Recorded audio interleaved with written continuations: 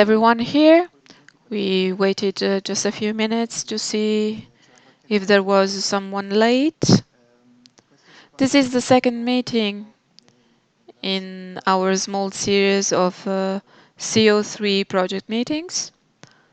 I just tell you that we will be recording the meeting, so if anyone has any objections to being recorded, especially for our guests, if they would like to ask questions at the end of this small seminar, please know that there is this recording, so if you have any objections, please tell us.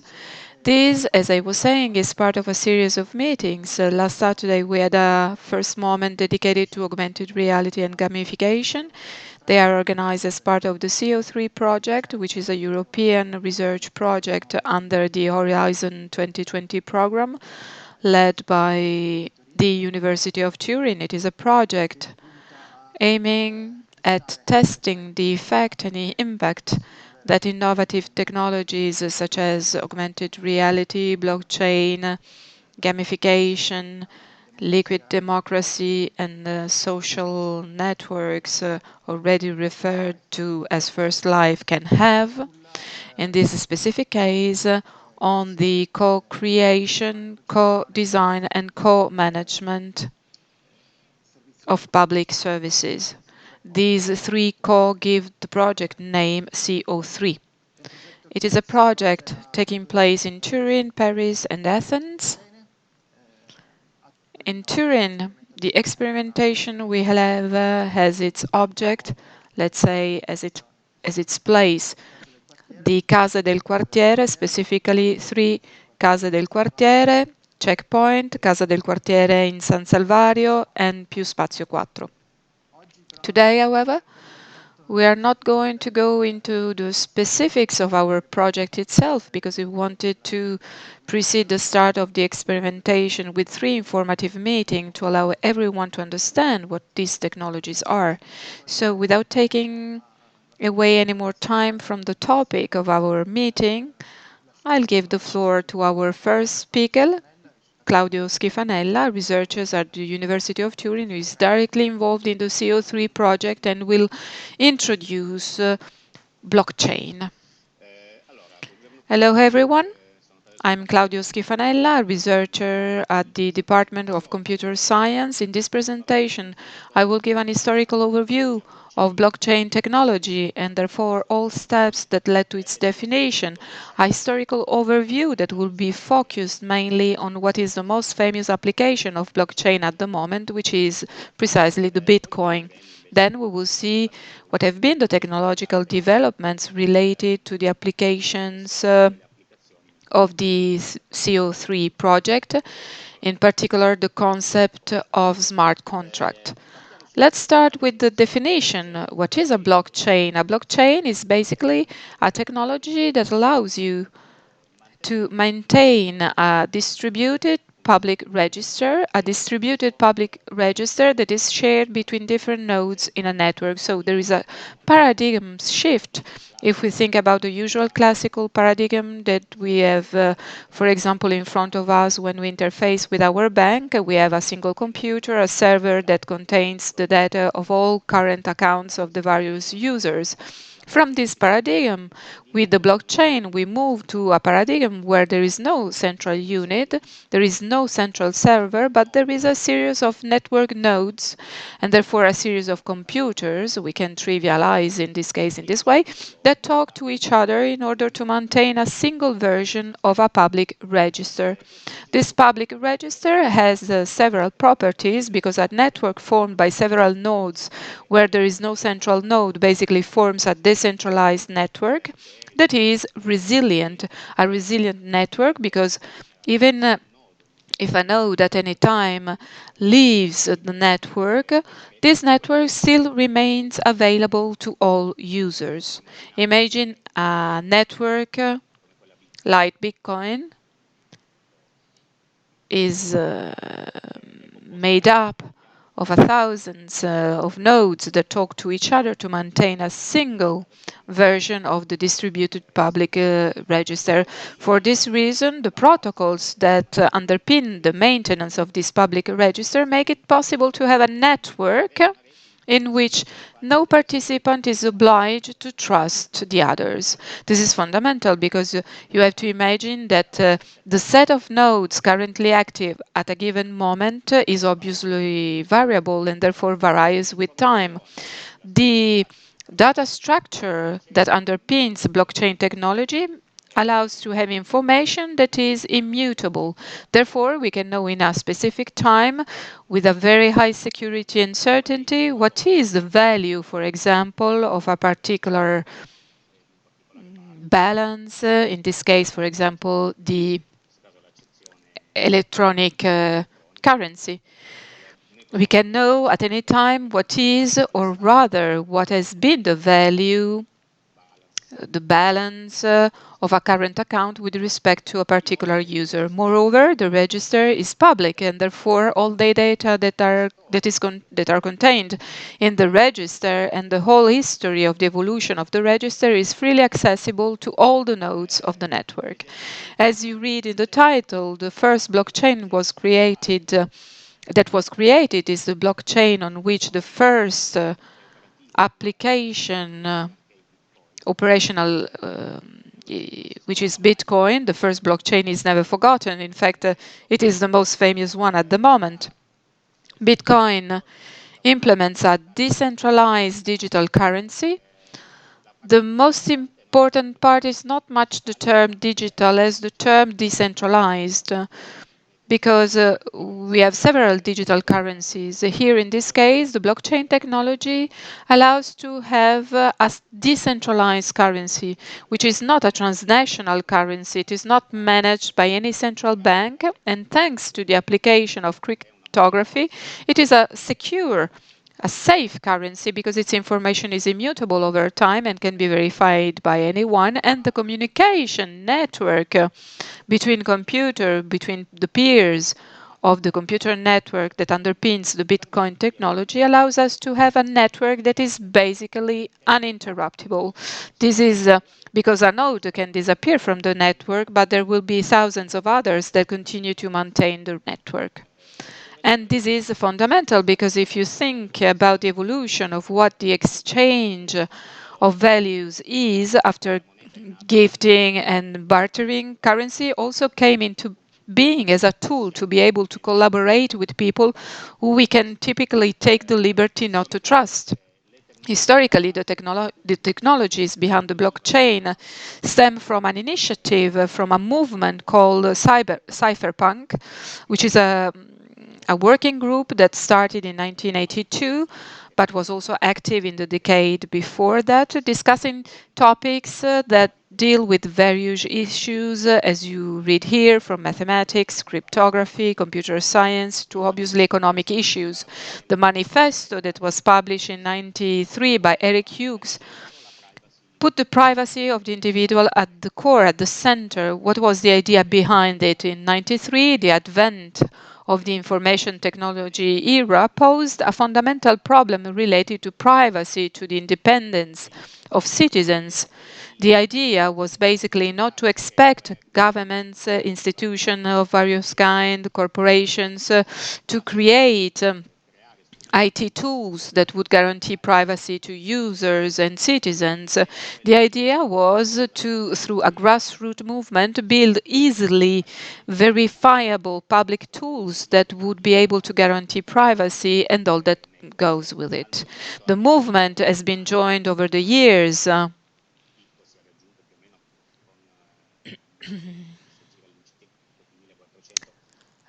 peaking more or less at around 2,400 researchers and activists who have participated in various capacity in the cypherpunk movement. Here we see some names, at least the first two should be fairly well known. Bram Cohen is basically the inventor of the BitTorrent protocol, which allowed for the sharing of resources. I imagine that each of you has more or less in the course of your lives shared or downloaded files of various kinds from a peer-to-peer network, and the BitTorrent protocol is certainly one of the protocols that you will have used. We then have among the participants another very famous name, which is that of Julian Assange, founder of WikiLeaks. And then here we see, in addition, of course, to the other two founders of the cypherpunk movement, Timothy May and John Gilmore, other excellent personalities such as Nick Szabo, who was the first researchers to introduce the concept of smart contract, Adam Beck, and I also wanted to mention Hal Finney, who was the inventor of one of the mechanisms behind the consensus mechanism together with Adam Beck of the Bitcoin network. So proof of work, but he also participated in the development of other tools that are related to privacy management, such as PGP. Over the years, there have been several initiatives aiming at the creation of a decentralized digital currency. We can mention the first two.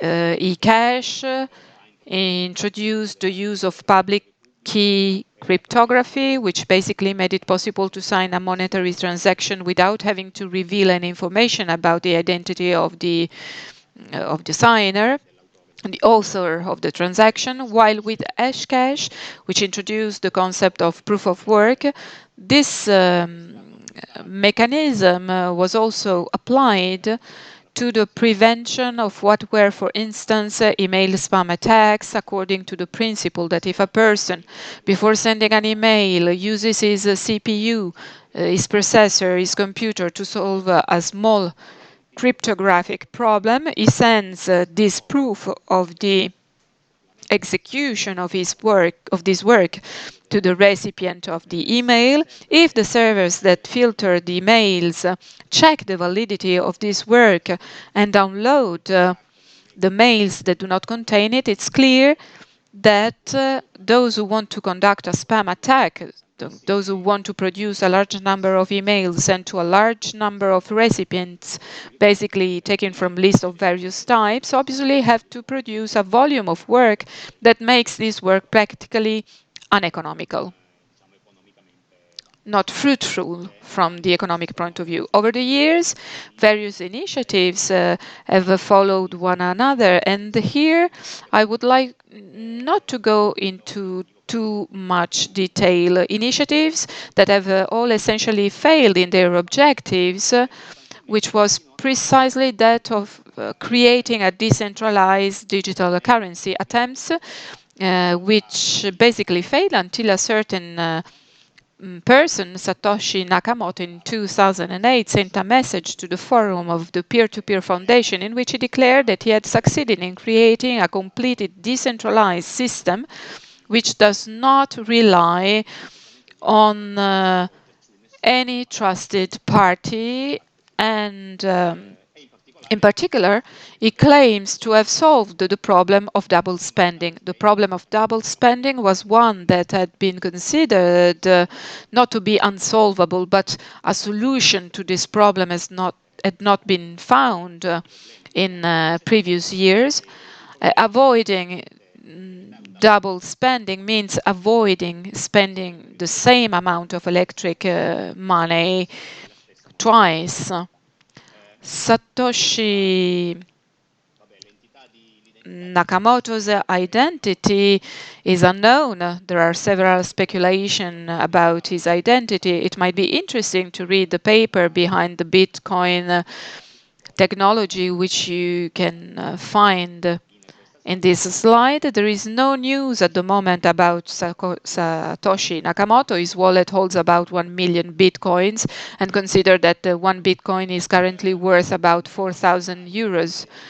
On January the 3rd, 2009, the first Bitcoin transaction takes place, the creation of the Genesis block, which is the first block in our blockchain. On the 12th of January, we have the first transaction. What happens on the 12th of January 2009? For the first time, digital content can actually be exchanged or transferred but not duplicated. So this technological demonstration takes place without, of course, having in this case a central entity governing our system. But Bitcoin is Bitcoin. As you can see, over time, the value of this cryptocurrency has increased significantly to the present day. Now, Bitcoin, as we said, is worth more or less 14,000 euros. So this is because the value has been increased by the security of the protocol behind the Bitcoin cryptocurrency. A capital B is used to identify the protocol, the one that is actually of interest here, and a small b is used to identify the cryptocurrency. There are basically four basic technological concepts that underlie a blockchain. The first, as we mentioned earlier, is cryptography. We can mention two categories. One is the hash functions and the other is the cryptographic signatures. Hash functions give us the possibility to guarantee the immutability of the data, while cryptographic signatures give us the possibility to guarantee the non-repudiation of the data. Therefore, in the blockchain, a person who sends an operation that is called a transaction signs this transaction through a digital signature, and therefore we have the certainty that the data has actually been generated by the owner of that cryptographic wallet, therefore of that pair of cryptographic keys. The data structure, the second concept at the base of the blockchain, as you can see, and the possibility of defining and grouping all the transactions in blocks and linking these blocks with each other, the previous with the next one, through a chain of hash. The chain of hash guarantees the immutability of data according to two factors. The first factor is related to the fact that if I make any modification, even of a single bit in a block of our blockchain, this modification affects, if I want to guarantee the integrity of the chain, it must also affect all the other blocks. This means that I must obviously recalculate the hash of subsequent blocks. The second concept of guaranteeing the immutability of the data actually depends on the consensus algorithm, because if there is no central server managing our register, we need to coordinate all the nodes of our network so as to maintain more or less the same version of a single public register. And this is where the consensus algorithms come in. The Bitcoin network is based on an algorithm called proof of work, which comes from the initiatives we mentioned earlier and which is based on the concept of mining. So every node that wants to add a block to our network tries to solve a cryptographic problem by taking more and consuming energy and thus having a cost. This cost is put in place to guarantee the trust of our network, because a node that performs a job has no intention of performing a job in a malicious way, because if many nodes did this, it would result in a network which is not reliable. However, we have other consensus algorithms based on other mechanisms, such as proof of stake and proof of authority, but we do not have time to go into these concepts now. The third pillar is incentives. Obviously, a node that participates in the maintenance of the network, so a miner or a validator, if it adds a node to the blockchain, it must be substantially remunerated. It is typically remunerated in cryptocurrency, either for adding a block or for adding a transaction made by another user. So when I buy a pizza in Bitcoin and I insert a transaction into my network, this transaction will be inserted into a block by one of the nodes miner. This node will do a job and be remunerated with a small percentage of my transaction. The adoption of cryptocurrencies over time has extended, as you see, to different areas. For example, micropayments. Bitcoin has also become a safe asset. It has been used in several countries in economic crisis, think for example of Venezuela, but also for illegal activities. This has appeared in several articles in the mainstream. But let's not forget that behind the application of a blockchain, there are very important areas of interest. In 2013, and here we see the turning point with our project. In 2013, the characteristics of another network, of another blockchain, the Ethereum blockchain, were published.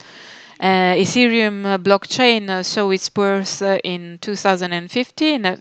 Vitalik Buterin was basically one of the creators of this network. This network, as well as being based on the same mechanism as the blockchain that underpins Bitcoins, aims to create what is a global platform for the development of a decentralized application. So it aims to introduce what is the concept of smart contract. The concept of smart contract is basically when we create a contract between people. What we need here are three basic features: a language to specify the terms and the rules of the contract, a way to make clear who the contracting parties are, and then a way to enforce the contract and resolve any disputes.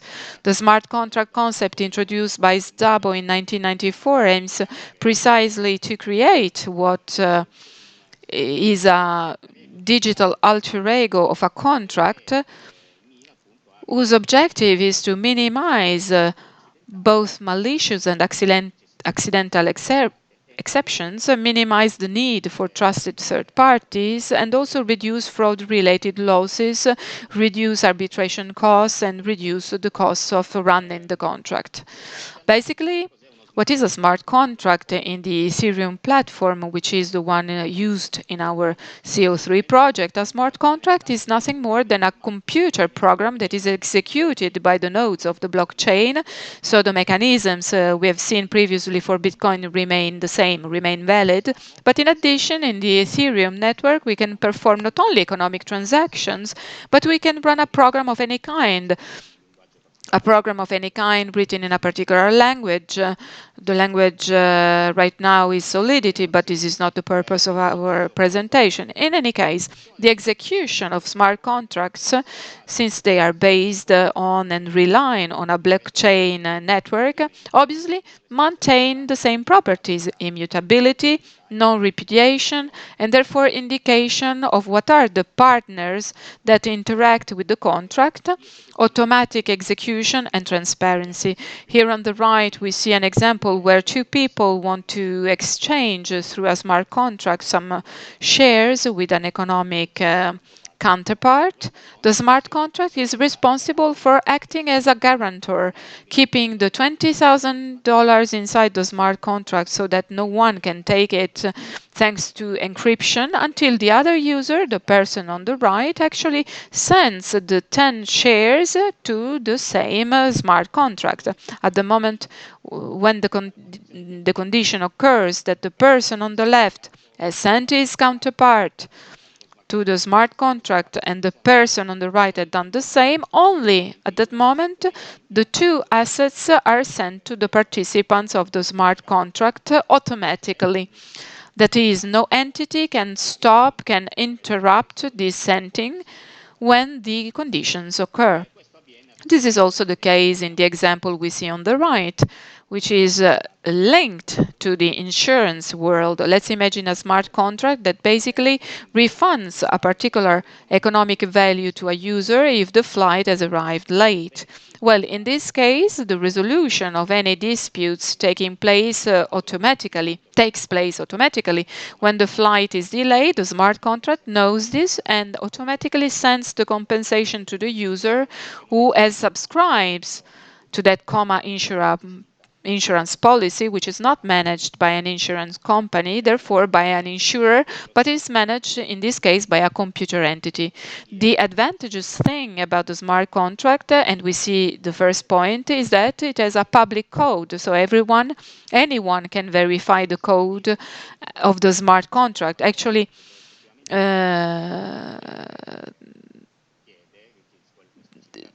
what is specified in the specification is done, so it will be executed in the same way in the future using, of course, always the same smart contract.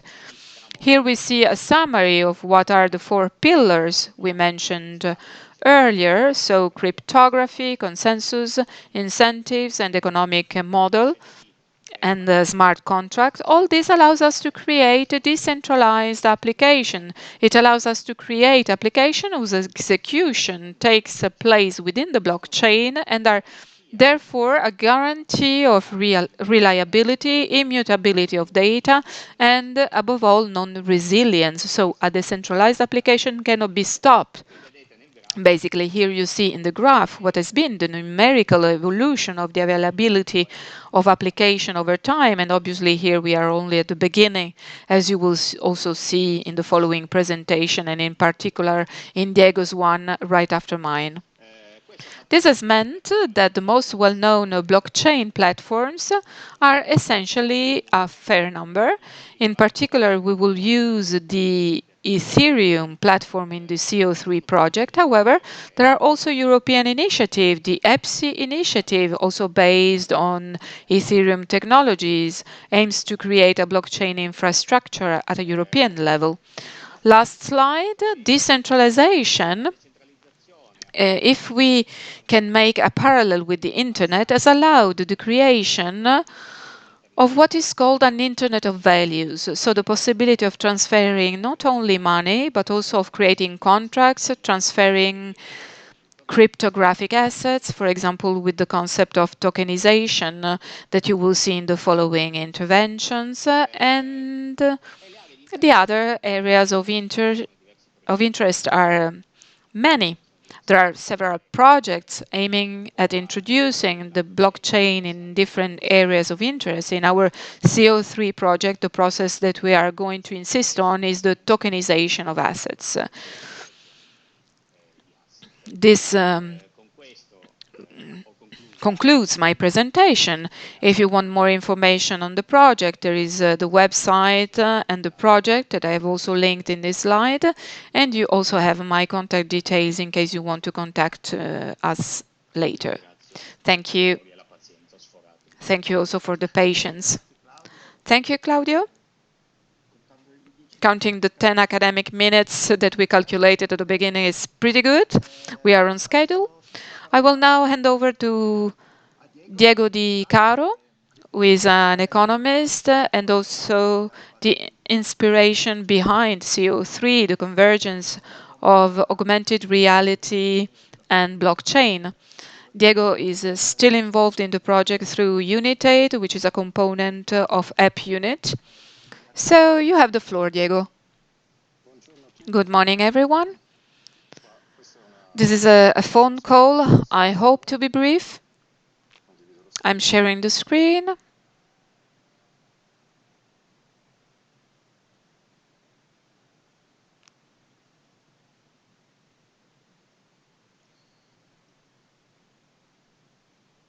Can you see it?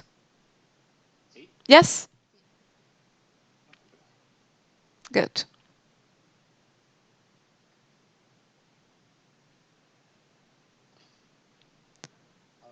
So, good morning, everyone. My name is Diego Di Caro. I'm a crypto economist, an exotic word that now essentially means a person who deals with the design of economic applications and otherwise studying the economic possibilities of blockchain. I started by co-founding the University of Turin Blockchain Initiative, and now I'm working in Berlin with Ape Unit, which is a partner of the CO3 project. As far as CO3 is concerned, I'm the author of the vision on the convergence of augmented reality and blockchain that is at the basis of the project. In this regard, since it is an original vision for what concerns augmented reality, and it is very different from the one presented by Federico Biggio in the last meeting, I recommend, if you are interested in this topic, to have a look, Googling CO3 project, an exercise in futurism, which is an article on Medium that I published recently. The objective of this presentation, which will be short, I hope, is to give an intuition of what is the possible future, the difference that the use of this extremely innovative tool that is the blockchain can make from the economic point of view. To understand this innovation ahead of time, it is necessary to think backwards, to see the significance from a historical point of view of what is happening with this new technology. In my opinion, the introduction of blockchain can be compared to an epochal change, such as the introduction of paper money. In reality, as I will try to demonstrate in this slide, this kind of innovation is something that is even more radical.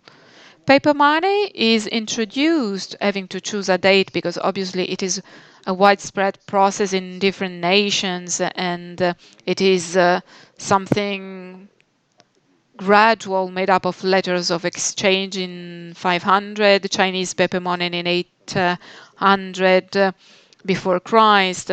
If we choose a date anyway, because obviously it is a gradual process in different countries consisting of letters of exchange. There is a great deal of evidence of paper being used as money as opposed to precious metals, which were the dominant monetary aspect in the West or in the developed state civilization. We can set the date at 1694, the founding of the Bank of England. The date, if you notice, coincides with the beginning of the Industrial Revolution. The basic idea is that this kind of finance made the very fast expansion of production possible, given the clear possibility of violent productivity increases due to the use of fossil fuels. So it was possible to finance this process. With the introduction of paper money from the Bank of England, it is possible to create money out of nothing by placing reserves, indeed by placing a system of guarantees. For instance, the fact that the Bank of England is in charge of collecting, or at least is guaranteed by the tax revenues of the state, it is possible to create a money supply that finances industrial development.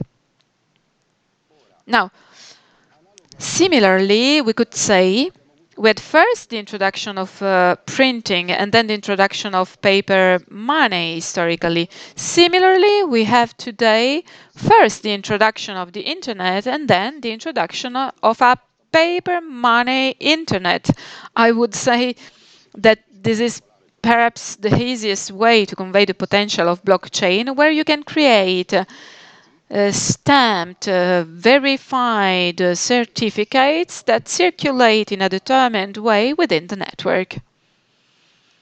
The kind of destruction that we can imagine this new technology will create is somewhat analogous to the destruction that the internet has created from an information point of view. Information has been devastated both positively and negatively, if you like, by the internet, in the sense that we've gone from the printed page and then from a small set of people with the opportunity to publicly speak to the blogosphere, where basically anyone can publish something and hope to be read. Now, in the Internet of Money, anyone will be able to use this technology to issue a stamped object, a certified object. Typically, the most popular object will be the prepaid card. This is something I expect. However, a security that represents an obligation to be redeemed either in terms of another financial security, for example, the return of €1, or directly in goods. For example, what happens already now with all the prepaid cards, the scooter prepaid card, the Amazon prepaid card, and so on. Excuse me. Just a minute.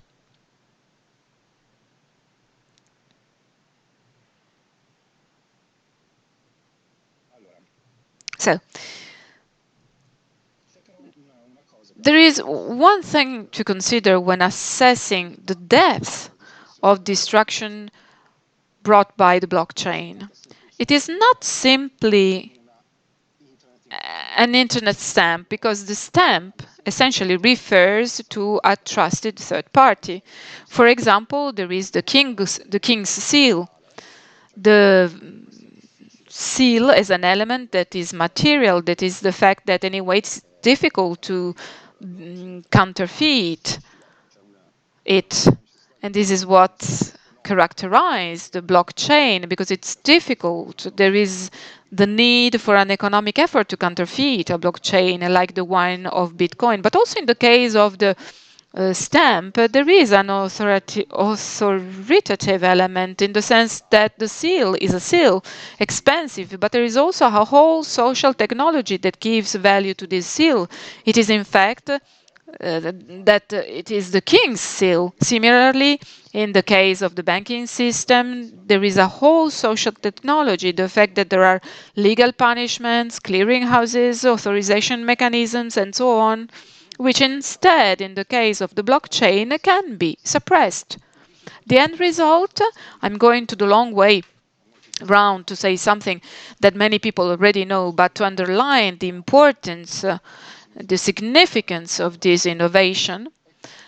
And it's that the consensus is as stable as a material object. You can create something virtual that has the characteristics of a material object. You can create a digital gold, something unthinkable with trusted third parties. And this is actually emerging as one of the winning applications of the blockchain, because Bitcoin, especially recently, is more and more recognized as an alternative to gold. Hence, the rise and maybe even the fall of our days.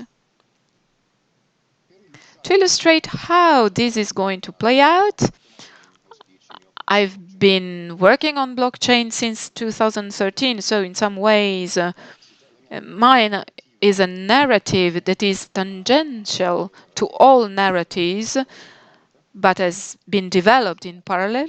I've tried to describe with a little narrative what the user experience will be like in the year 2045. Obviously, this image is a disclaimer. It represents the images, the visions of the year 2000, published in 1910. We see that in predicting the future, we risk being wrong and perhaps projecting something that is a bit ridiculous. I'm going to read now the story. As Anna leaves the house, her smartphone is switching to outdoor setting, and she remembers that she hasn't yet returned the deposit to the Airbnb host and asks to authorize payment. Anna opens the international folder of her wallet and decides to use Ryanair coupons. As she enters the cafe below her house, the coffee machine asks her if she would like cocoa in her cappuccino today. She pays with a nilly coin received by moderating comments on Repubblica. At the automatic taxi stop, she notices that on the virtual board in Piazza Santa Giulia on Fridays, there is no longer the crowdfunding for the Piola dinner. It has been replaced by a DJ set that has many more additions. A Win.com taxi is arriving, and Anna choosing not to wait for her Ubuntu. She won't pay anything because the commuters have organized a very convenient smart contract to exchange sharing cars. There is a bit of traffic. The taxi proposes to take the maximum route. It will take longer, but 5 other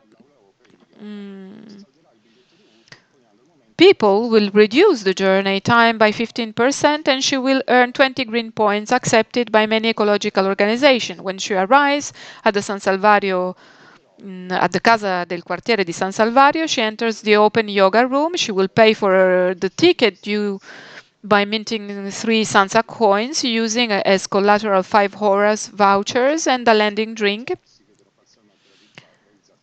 both of which are approved by the Casa del Quartiere Sansa I will now try to analyze what are the three fundamental takeaways implicit in this narrative, what I see as the directions that will at least be partially realized and are already partially realized today.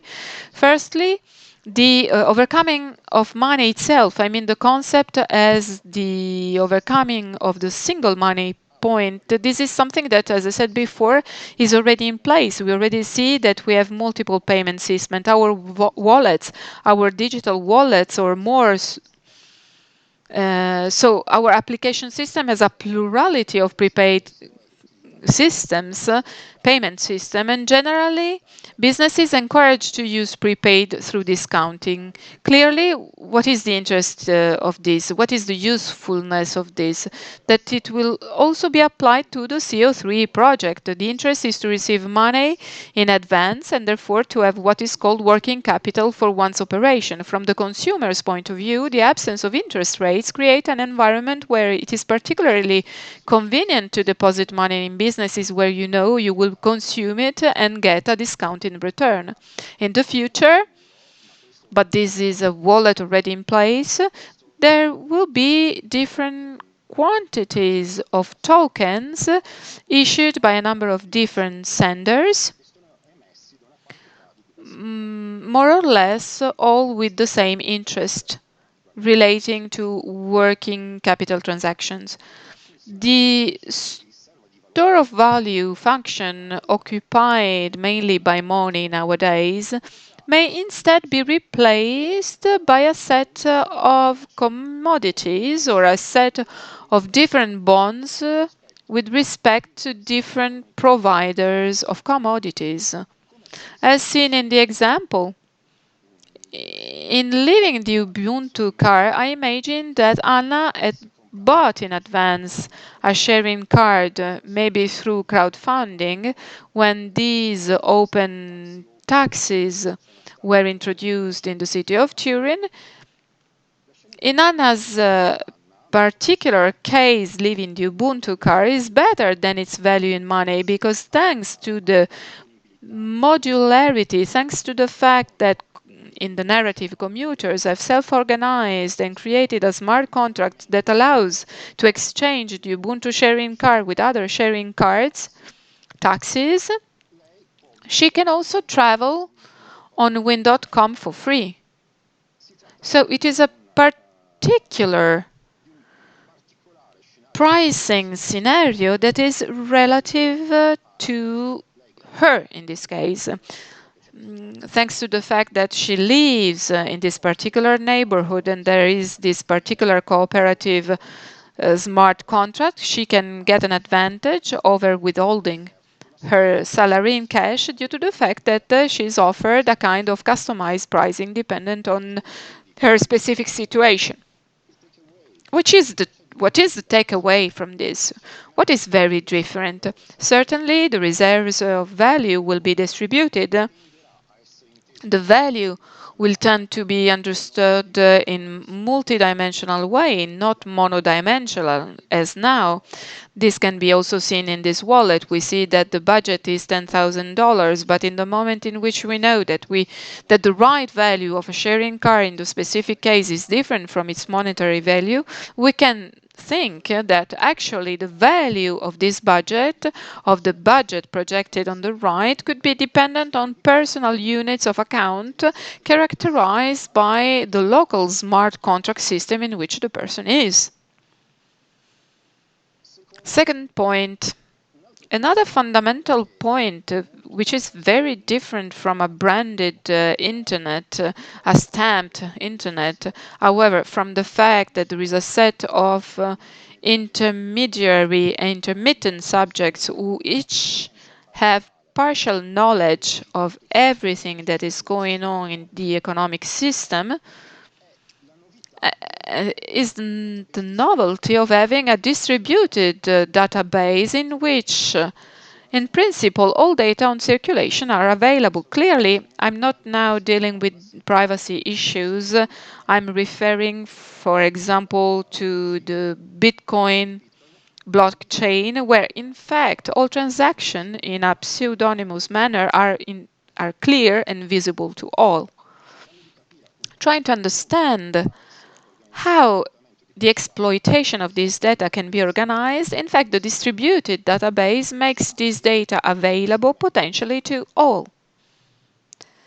Now, circulation is something that at the moment is not represented by money.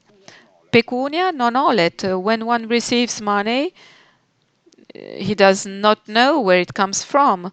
Whereas every exchange, by the very nature of the economic fact, has important externalities. Externality in the sense of effects that concern other exchange or at least other people. Why?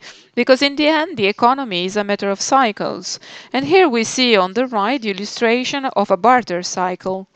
When in the end money is used to complete, perhaps in a deferred manner, barter cycles. But the cyclicality, the engine, the social organization inherent in the economy aims to complete this cycle in such a way that people produce one thing and receive another.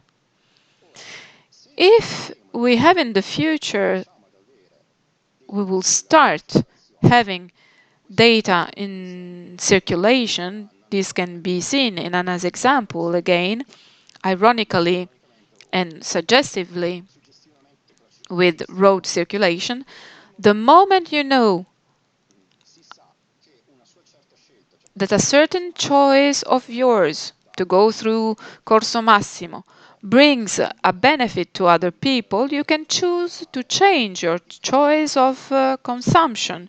If you want, you can create positive effects on the others in the system. In return, the externalities can be internalized, so they can be turned into green points, which in turn will be accepted by a set of associations that have economic interests. Imagine this point. We see here that there is a purple bicycle being exchanged in this bartering circle. Suppose that in reality the person with the hammer in his hand wanted a red bicycle. If he had taken a red bicycle, however, the circle would not have closed, and he would not have been able to sell the hammer. If we have the circulation data, and this is only possible with this distributed database, an algorithmic agent could offer this opportunity to the person with the hammer, and then the person with the hammer could consider having the opportunity to internalize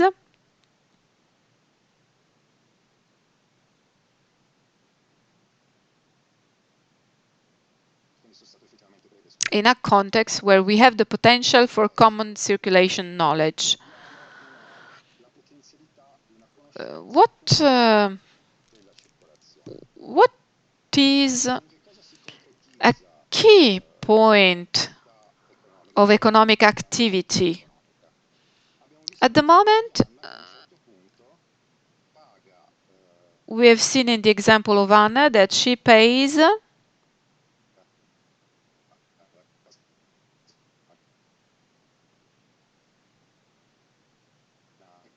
sorry, this part is not clear. It is not possible to hear the speaker.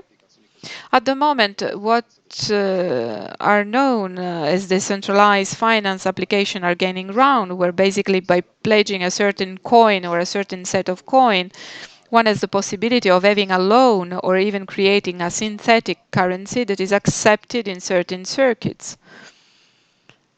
In the case of the Sansa coin, we see that the neighborhood committee in San Salvario had decided that the Horace vouchers, for those who don't know it, it's a kebab bar of the neighborhood, or the drinks of the sbarco were valid as collateral, could be converted, could be put as collateral for the creation of payment systems in the house of the neighbor, in the Casa del Quartiere. What happens then? The economic agents will have the possibility to draw their circulation circles within this internet of money. Drawing these circles, externalities will be created, closed circuits will be created, the capacity to make the whole system work will be created. The capacity to introduce into the economic reasoning all that could be the ecological externalities will be created. So this will be, and I think this will be a dramatic urgency in a few years. What kind of social organization do we have here? Traditionally, in the so-called in institutional economic theory and in the so-called transaction cost theory, it is imagined that the private property and therefore the market, the fact that a set of subjects exchange with each other, or the firm and therefore the idea that an entrepreneur manages a set of subjects who do not exchange with each other but who are included in the same production system and are remunerated according to the choice of the entrepreneur without there being any proper market relations depends on transaction costs. If it is more convenient to have a company because the transaction costs for the organization of the economic system are higher, in the case of outsourcing all the different activities, we could imagine that the companies are made up of freelancers who simply exchange services. If the transaction costs are higher, the company organization is preferred, or according to other classical reasoning, for example, the one proposed by tenants, if the transaction costs are lower than the value of the product, we will tend towards the creation of private property and therefore of market relations. In the examples we've seen, a third way is proposed because on the one hand we see a kind of crowdsourcing. So we see that different citizens become freelancers in some way and collaborate to a productive system and receive incentives and exchange much more than now. For example, Anna received tokens from Repubblica for moderating the forum and spent Illy token inside the cafe.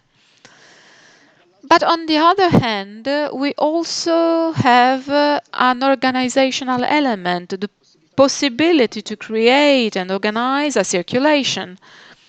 So somehow to create something that is not transaction of exchange, but is design of circulation. The idea is that ultimately this parallel development, which depends basically on two factors. On the one hand, the blockchain drastically lowers the transaction costs. More or less all economic objects can be represented and exchanged. On the other hand, however, it is also the case that the blockchain, by proposing and disseminating data on circulation, poses problems, highlights externalities. It is said that the beating of the butterfly causes the hurricane, but at the moment the hurricane does not know that the beating of the butterfly created it. Thanks to the shared database, it will be possible to introduce this type of element, and therefore we will have a double movement. On the one hand, the lowering of transaction costs, on the other hand, a greater knowledge of externalities, and therefore the direction is which is possible is that of the creation of a commoning economy in which these systems, these markets, this system of transactions have a contributory dimension. The subject does not make exchanges, but contributes to a common good, contributing to the circulation and receives from this common good some values of reference. Then we can also discuss about these topics later. I hope I've been brief enough. Maybe we'll discuss it after the presentation of links. Did you hear me? Yes, yes, we heard you. Thank you, Diego. We are a little bit late, but it's okay anyway. Thank you for being quite on time. I will now hand over to Alfredo Favenza and Alberto Moncada of the Links Foundation, who will show us some examples of creation and management of tokens. Good morning, everybody. Thank you, Vittorio. Thank you, Diego. I will share the screen and start the presentation.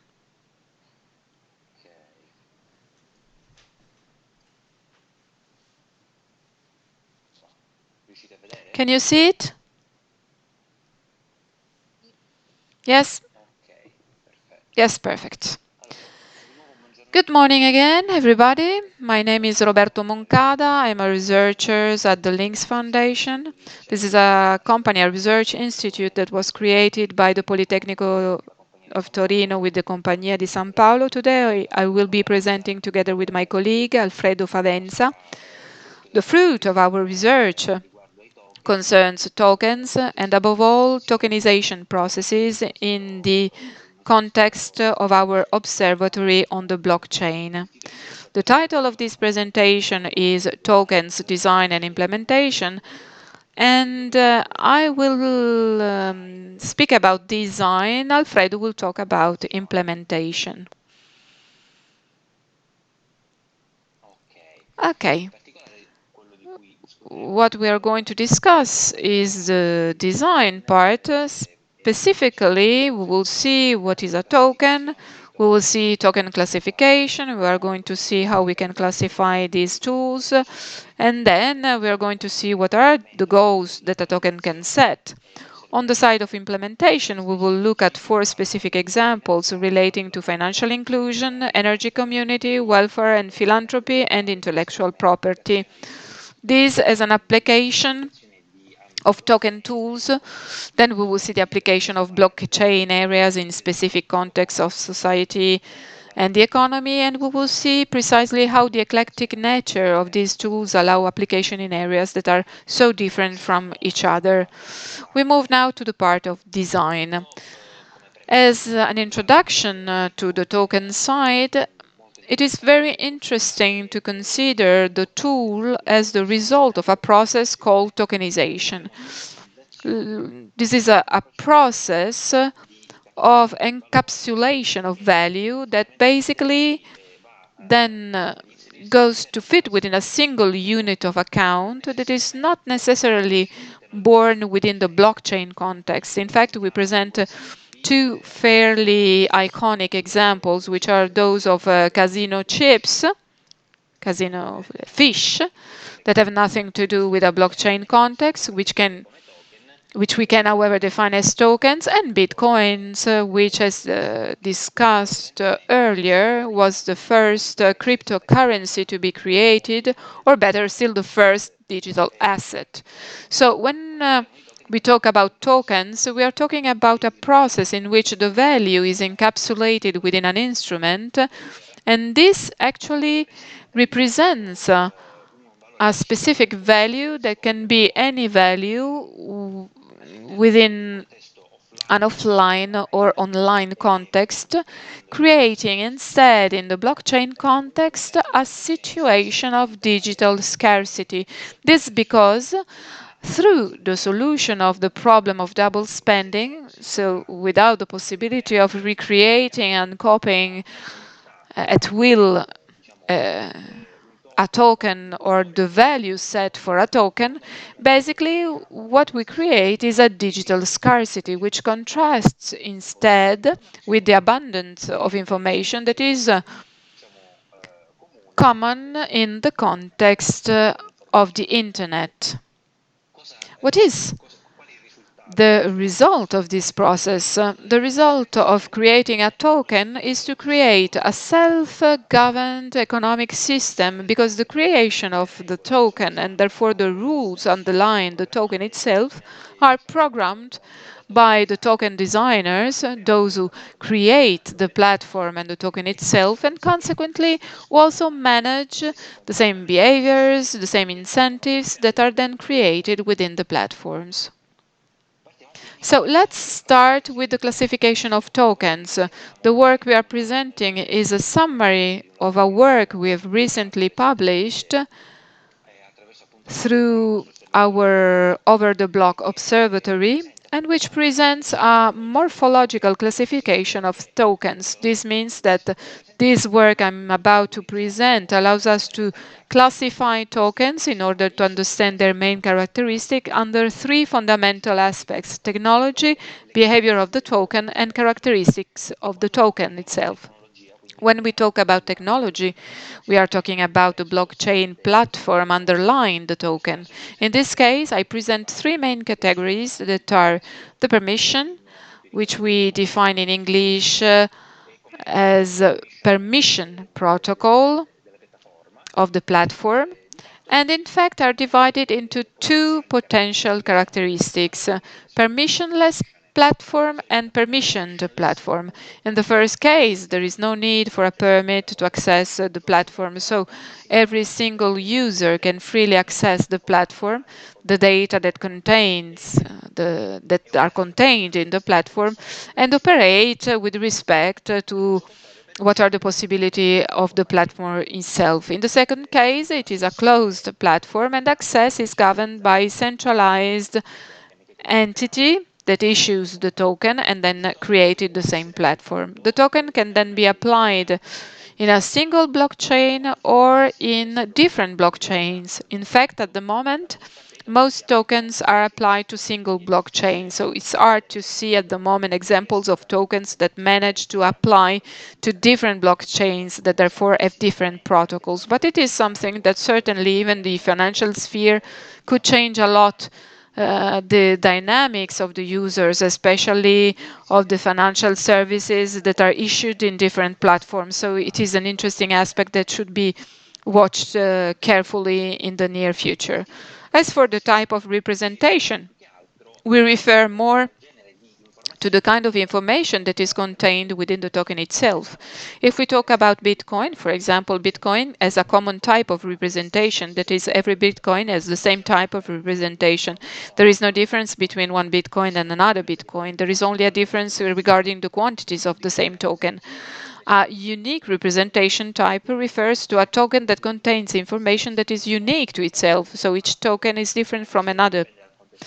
And this depends on the application context. If we are in the context of digital content or intellectual property and so on, each token has specifically unique information. But when we talk about characteristics, here we get into a more interesting context at the level of applicability of the token itself. Let's start with expiry. A token may have or may not have an expiration date. A token with an expiration means, for example, a token that allows access to a discount.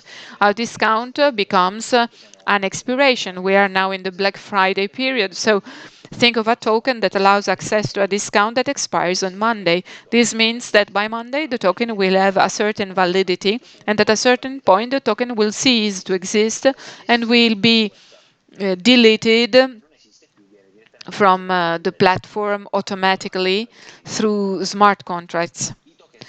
The tokens without expiration obviously depend on the existence of the platform. So the example of Bitcoins is always useful in these cases. The Bitcoin expires unless the blockchain platform decays completely. So as long as the blockchain platform continues to exist, Bitcoin will also continue to exist.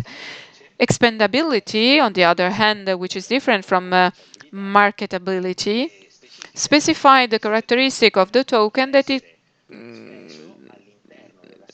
from the fact that it can be spent within the same platform to give access to a certain service, or, for example, to pay fees to perform certain services. If we think of Ethereum, for example, the Ether, which is then defined as gas, can be spent to carry out transactions, and this determines its spendability.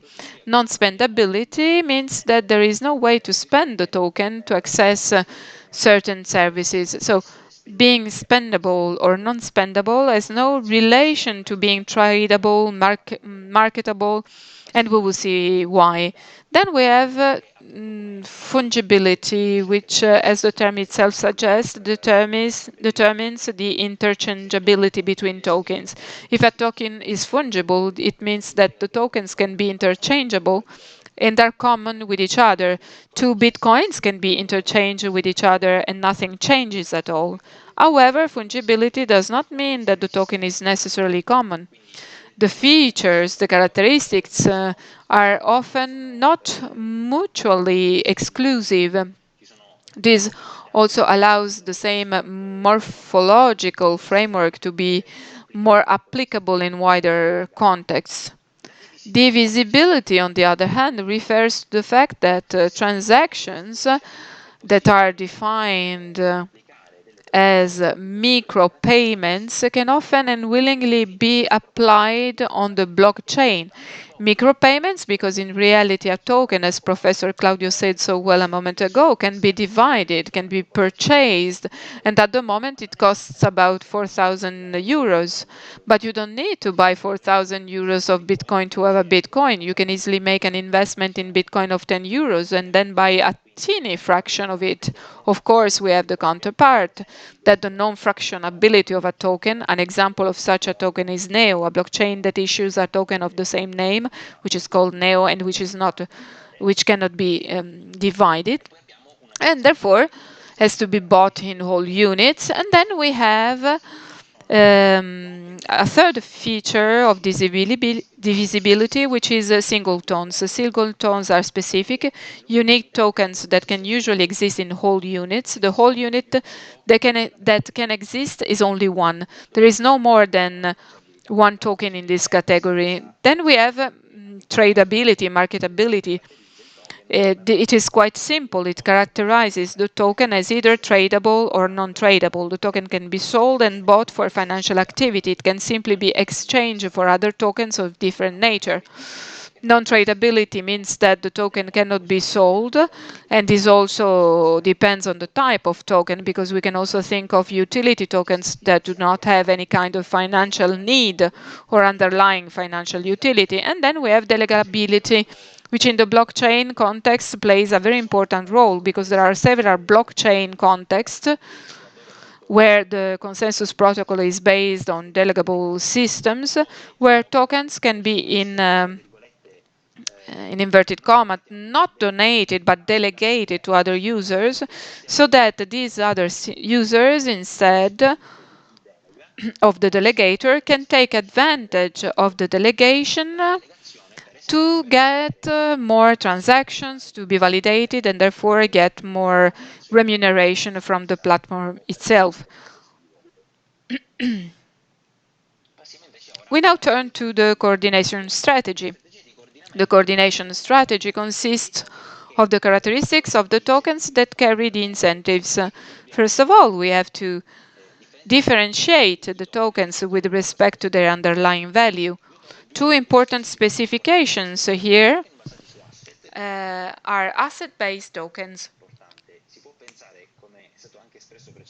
You can think, as also expressed earlier, that tokens can encapsulate any kind of value. A very interesting example is that of real estate. A property, a flat, as well as an entire building can be tokenized, then divided into small units of value, which then represent the total value.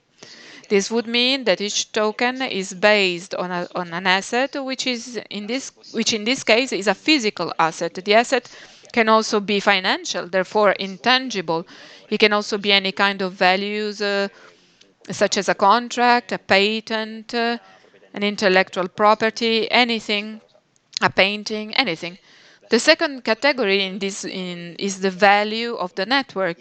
Bitcoin is also the perfect example here. Bitcoin actually has no intrinsic value, even less than a banknote. If the banknote is already paper, whose value is simple, even if in fact it's not that simple, guaranteed by the central bank, by a national or international institution, In this case, the value is not guaranteed by anyone except by the community itself. The whole context of this kind of token, which is also the most popular, is based on trust.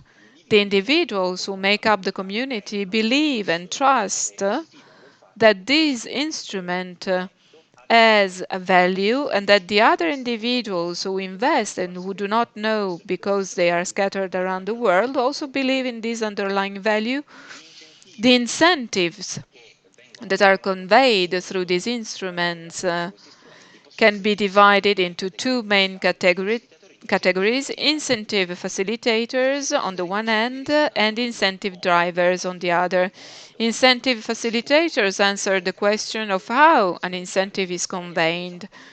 Certainly, three of the main characteristics of this variable are the right to work, the right to use, and the right to vote. So the token, owning such a token, in this case, it would be a utility token, would give access to the ability to work on the platform, to use the platform and to use its services and to vote on the platform. So giving preferences with respect to a given context where you have to decide at the community level how to make the platform go forward in a given context. The other three features that you see at the bottom in yellow are features that relate to incentive facilitators and that actually embody the main features of a currency: the unit of account, the use as a medium of exchange, and the store of value. Therefore, an incentive facilitator also responds to how these incentives are conveyed through the definition of the unit of account. So the token can be used to define how much something costs and how much something is worth as a medium of exchange to create a transaction and as a store of value, therefore to save. Incentive drivers answer to the what. So what is the advantage to which this token gives access? The benefit can be to give access to a service or content, to get a discount. So as we said before, the possibility to get a discount through the possession of a specific token, to get a revenue or a reward for a job done, a potential appreciation. So here we have a feature that relates to the token-based speculation. Bitcoin is a perfect example because the main use of Bitcoin is speculative, so selling and buying Bitcoin to make a profit. Then we have participation in governance. For example, a platform based on Ethereum, which is called MakerDAO, which is based on a decentralized organization defined as DAO, and the possession of the NKR token gives access to governance of this decentralized organization and therefore gives voting rights, gives the right to participate in the work of this organization, and so on. Another very interesting aspect in expansion is that of reputation gain. The more tokens you get through actions that have been carried out within the platform, the more work that has been done, the use of a token, the loyalty to the platform that has been shown in some way, the more reputation you gain. And this will show up in other results on the platform itself. So, what goals can a token set? A token allows to model a self-managed ecosystem with a variety of goals. This leads to the transformation from economics to token economics. Why this? If in the economy we have a system in which the institutions or decision makers, those who make decisions at the state and international level, move or change the variables that they can control, for example, interest rates, and then cause a change within the economy, in the context of the blockchain, the token is defined. It is structured in such a way that the specific objective is achieved. So there is a total paradigm shift here where the incentives and the design of a token determine the outcome of the platform itself, which in the real economy cannot occur. Consequently, we see how ecosystem goals are pursued through the definition of incentives that guide the behavior and coordination of the actors involved. At this point, I leave the floor to my colleague who will present examples of token implementations. Thank you.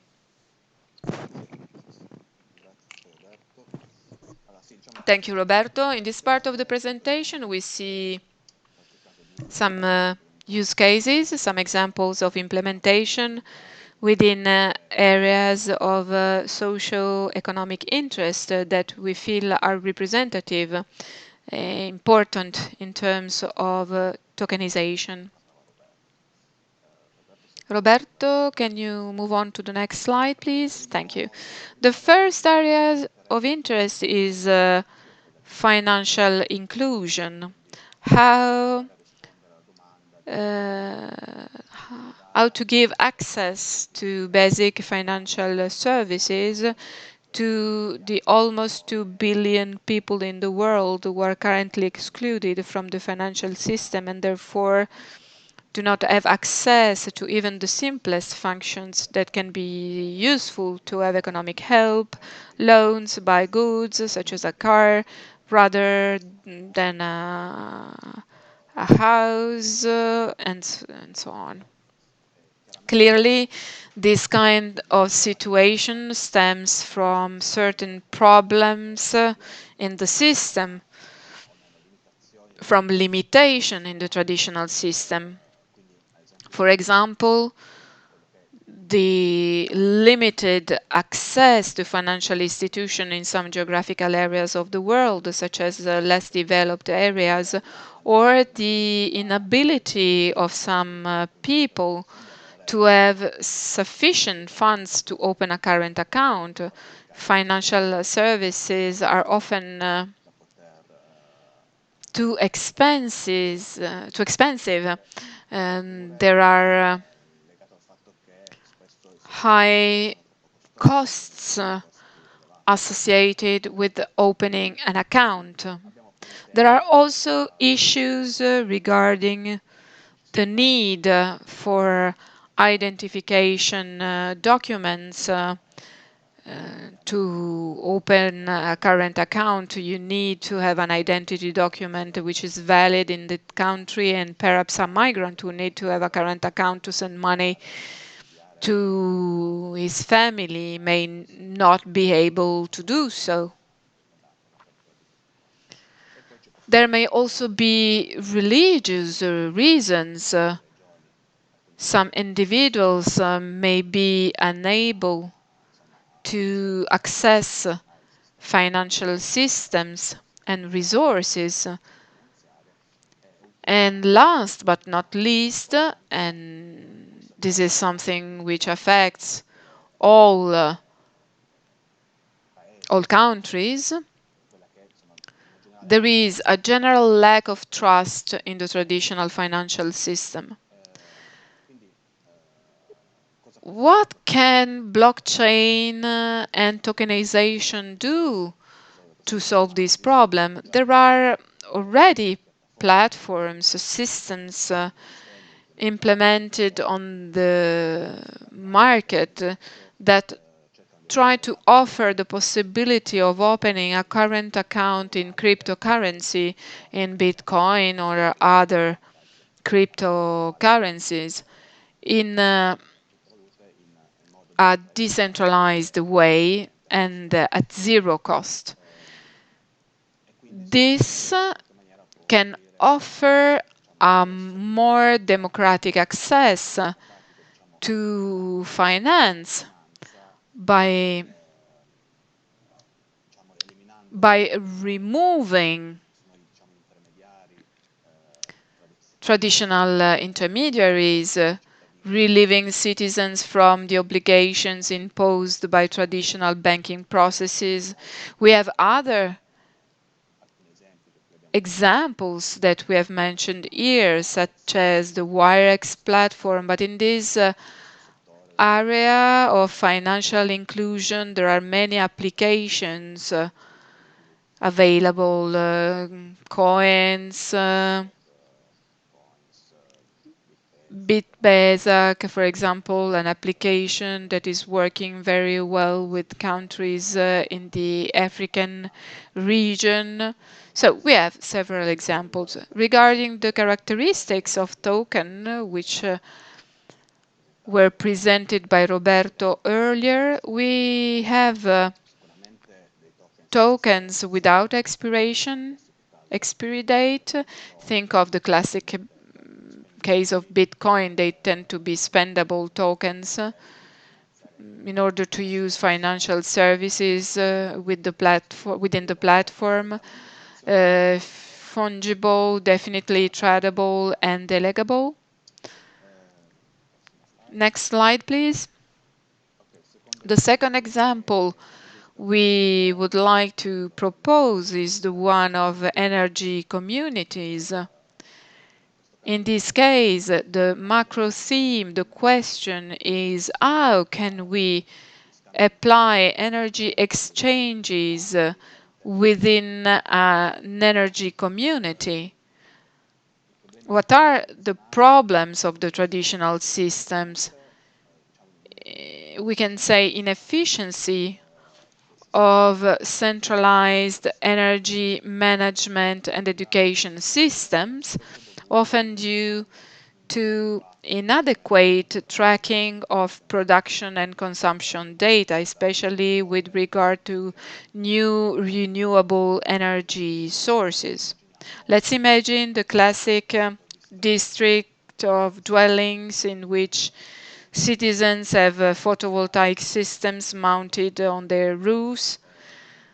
This can generate a poor exploitation of the energy produced by citizens because there are no mechanisms in the traditional systems that would easily allow an exchange of energy, and therefore the energy I have accumulated and that I cannot use because I do not need it, I would like it to be put into the system and exchanged with other dwellings or other users. At the end of the day, we have a drop in energy and non-transparent bills because there is no clear monitoring of how data on the energy produced and consumed is managed. So it becomes very difficult to be able to read the bill in a transparent way. In this case, what can the blockchain do? Various platforms and systems are being developed. Here I mentioned Prosium, which is an Italian peer-to-peer energy trading platform. These platforms allow energy trading,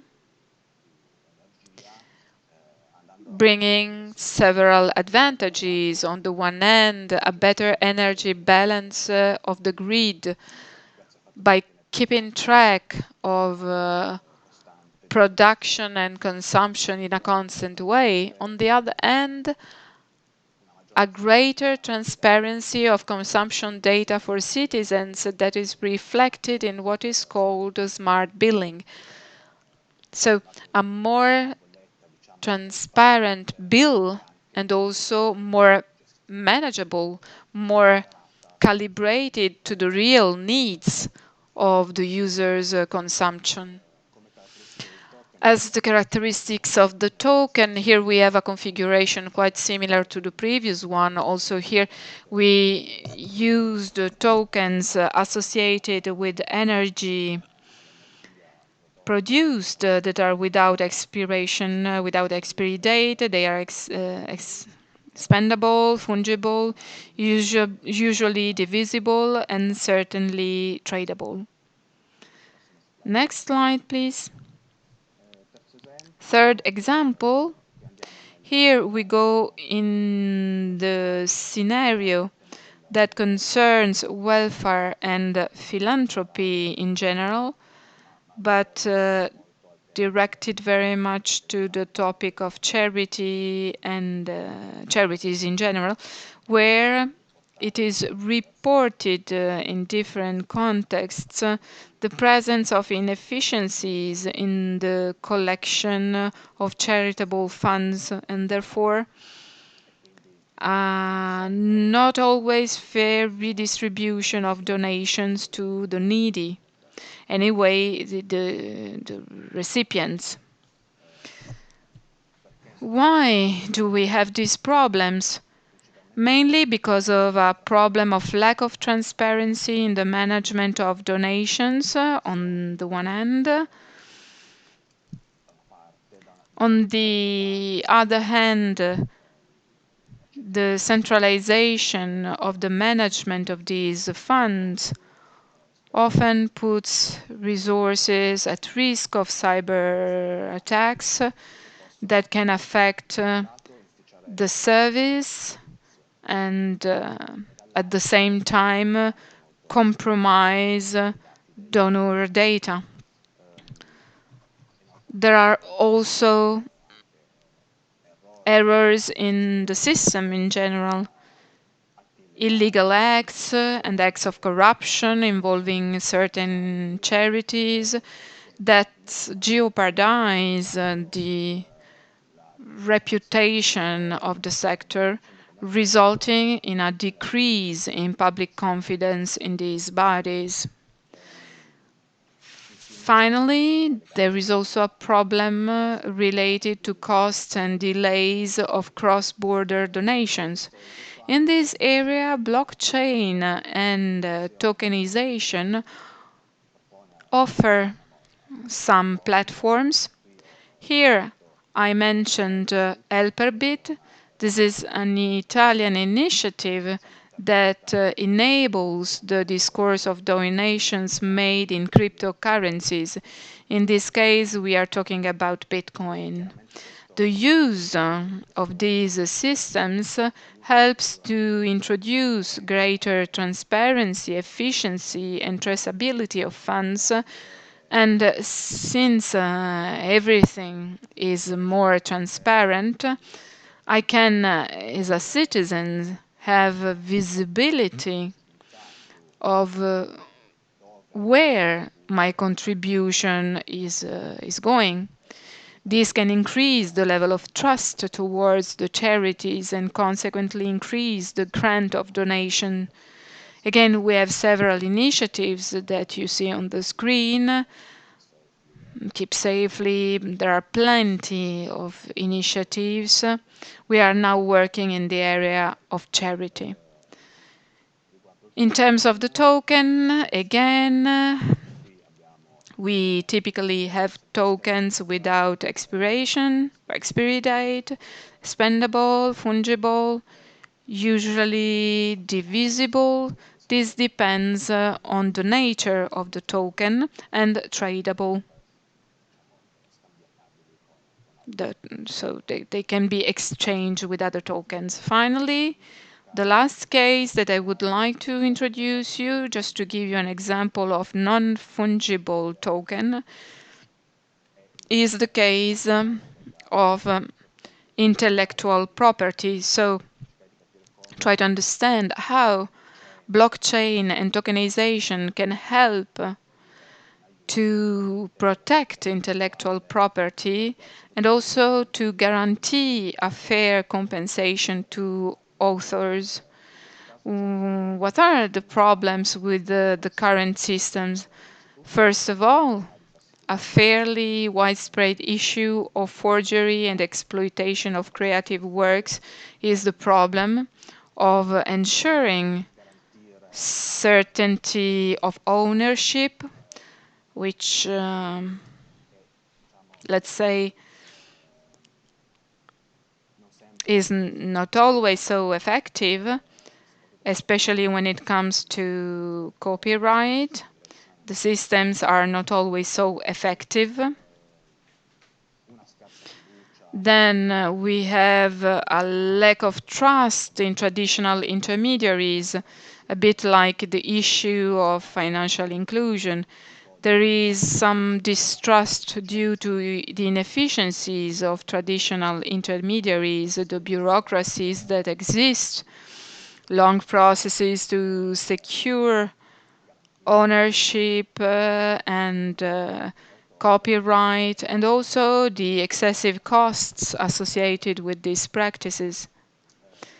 Finally, and very importantly, the distribution of royalty, which is not always equitable, fair, due to the lack of effective mechanisms for managing royalties. The blockchain, also in this case, proposes interesting forms. I have indicated this Italian platform who's called Certo, aiming at protecting the rights of authors, so copyright. The objectives are to ensure proof of ownership, authenticity and origin of the author's works. The objectives are to guarantee proof of ownership, as I said, proof of ownership, offer a certain level of transparency on the chain of custody of the work, therefore from the deposit to the use by third parties, and to put in place through tokenization automatic remuneration mechanisms for creators, mechanisms that can obviously scale and remunerate creators not only when the work is sold, but also when it is reused at a later stage. Here we have a somewhat different configuration of token characteristics. In particular, on these platforms, we have non-spendable and non-fungible tokens, because if the token represents the work of creation, this is unique and cannot be exchanged with any other work. Tokens are not divisible for the same reason, but they are tradable. So these are the 4 use cases that we wanted to introduce you to try and see in reality the design and the classification mechanism that we presented earlier. First of all, as we have also seen in the previous presentations, the world of blockchain and the world of tokenomics are in rapid evolution, really rapid evolution. So certainly crypto communities and the world of research are working on the development of methods for formalizing, classifying,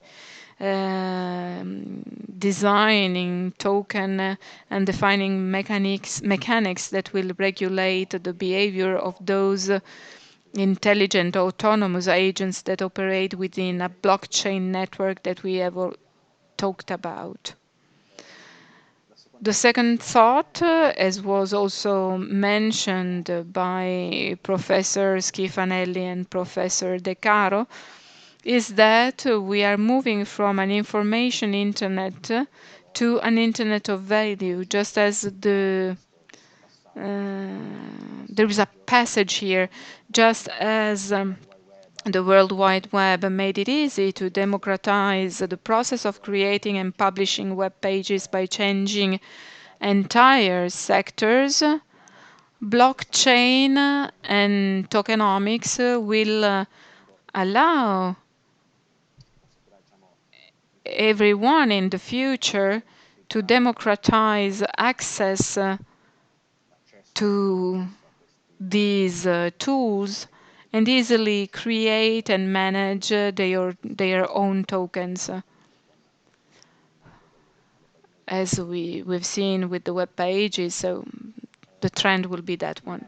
Finally, the last thought we would like to leave you with, and that is that the technology is only a tool.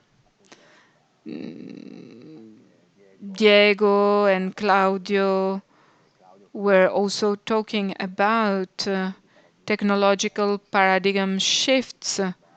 We move from centralized paradigms to decentralized ones. There is certainly a technological aspect to be considered, but in order to seize the opportunities, a paradigm shift is needed at an organizational and economic and cultural level, both on the part of citizens and on the part of institutions and companies, a bit of the whole organizational system. And with this, I conclude my presentation. If there are any questions, of course, we are here to answer. Before questions, I would like to leave the floor to Alberto Guffanti, project manager of the CO3 project. He had just a problem with the webcam, sorry. Who will show us how a wallet can work, such as the wallet we will use in the CO3 project. Alberto, are you there? Here I am. Hi everyone. I'm trying to share the screen. You should see my slide. Yes, we can see them. Perfect. This will be an extremely short intervention. I will show you some slides and a couple of videos. In this speech, I will try to put this technology presented by Claudio, Diego, Roberto, and Alfredo in detail into the applications within the CO3 project that Vittorio briefly described at the beginning. I will repeat what Vittorio said about the purpose of the CO3 project financed by the European Community, Horizon 2020, based on the application of innovative technologies. What are the innovative technologies and what is the purpose of the project? The aim of the project is to evaluate benefits and risks in the use of some innovative technologies in processes of co-creation, co-production, and co-management of services by citizens and public administration. What are the technologies which we will evaluate in the project, in the CO3 project? Augmented reality, blockchain, geo-referenced social networks, interactive democracy, and gamification. Last week, you saw a seminar organized by Torino Social Impact by the network of Case del Quartiere. You talk about augmented reality and gamification. In this event today, we focused on blockchain. A fundamental concept is that of augmented common area. It is a concept that was introduced in the project and a combination of these technologies. And here you see how a high level concept of augmented common area can work. A user enters a certain area, has access to augmented reality content, has access to content that is created, for example, on geo-referenced social networks or in interactive democracy softwares. He can interact and can exchange value using blockchain applications. The blockchain within the project provides the decentralized platform through which the exchange of value between users is managed. On the one hand, the aim is to support the managers of common assets by creating local financial instruments. So discount vouchers, purchasing groups, loyalty programs, crowdfunding initiatives, crowd-sailing initiatives, and the creation of a local currency. Let's talk about Case del Quartiere. One could think of a local currency created and managed by Case del Quartiere that would make it possible to buy services and also create a network effect, perhaps in the area surrounding the Casa del Quartiere, if this currency is also used by associations, citizens, and shops around the area. On the other hand, the aim is to facilitate citizens' access to services. How? By integrating all these instruments into a single virtual wallet. Here you see a representation of the prototype of the CO3 wallet that allows in a quick and easy way, and I will show you a couple of videos, to create tokens of different types that can represent and that are a virtual representation of real projects. For example, discount vouchers to be used for enrolling in a course. It's a wallet that allows you to create tokens and exchange them in a simple way. Now I'm going to show you the videos so that you can see a bit how it works.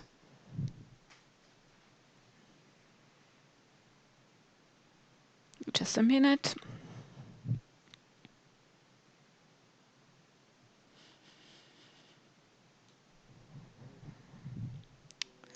Sorry for being late, just a second. Do you see a video of the wallet now? No. You should see it now. Yes.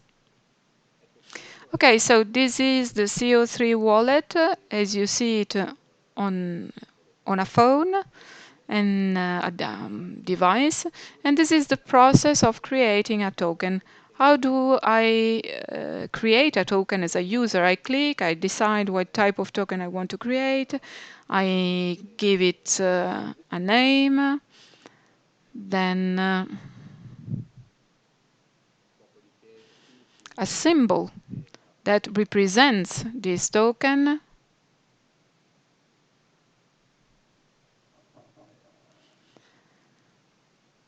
This is a type of virtual currency. I add an icon that allows me to see it and display it graphically. I had a short description of what the token does, so the user, when he uses it, he will know what's the real use. I decide how many of these tokens I want to put into circulation. For example, if I want to create a coin, I can decide to have 10,000, 100,000 tokens. I create it in a simple way. I review all the information I've uploaded. Maybe I decide I want to create less.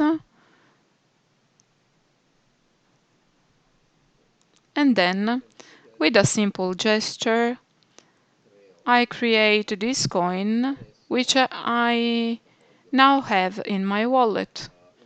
Once I have the coin in my wallet, I can decide to exchange it.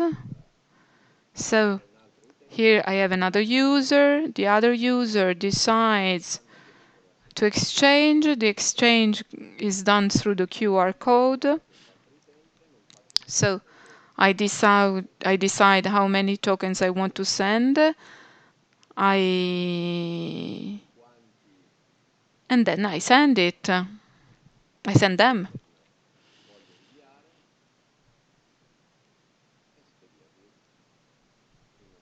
It's as simple as that. My wallet tells me I've sent 10 tokens, and the other user has got 10 tokens, the 10 tokens I sent. This is an example of how simply through CO3's wallet blockchain application you can create and exchange tokens. What are the functionalities of these tokens? I can decide them. In this case, it was simply an exchange between users. I can decide, for example, to use them to buy goods or to sell goods. In this case, for example, I go to a bar, I take a beer, I simply have a QR code that I can frame, and this QR code will be connected to an address. I send the credit needed for the payment, and once the service holder receives the credit, it gives my beer, the beer I paid for. And in this case, we see that the possibilities are a lot, are varied. As you can see from the screen, oh sorry, I just forgot to show you. Just a second.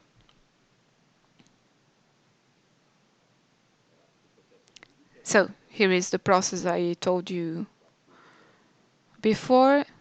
I want to buy beer. I send 2.5 tokens. Once the owner has received the 2.5 tokens, it will give me what I bought. This is a simple use. After that, you can think of different functions of the tokens, and that's what will be implemented within CO3. For the Case del Quartiere, the tokens will have different uses. For example, to remunerate volunteer work, to make purchases in the cafes of the Casa del Quartiere, and for discount vouchers, to give proof of participation in a course, or to vote in the case of the Casa del Quartiere, in the case of decision-making processes. So that's what I wanted to tell you about how the blockchain will be used in the project, and I'll let Vittorio speak again. Well, we are half an hour late, but I would say we are still on schedule. If there are any questions, I would leave a few minutes to our participants if they have some questions. If there are any questions, you can take the floor and introduce yourself. Otherwise, you can write the questions in the chat.